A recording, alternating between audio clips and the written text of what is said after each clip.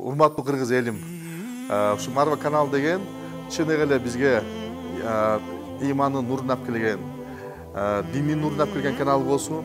Баарыбыз тең ушу каналды жакшы көрүп, дайыма күтөлүп, дайыма ошо ыймандын жарчысы болгон канал болсун.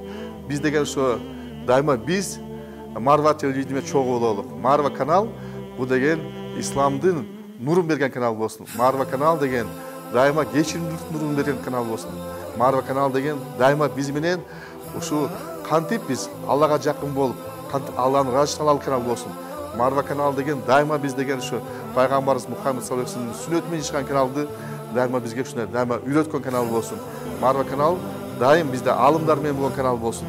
Марва канал деген дайыма бизде ушу кантип биздин жүрөгүбүз деген тынч болуп, кантип жүрөгүбүзгө деген ыйман болот деген канал болсун.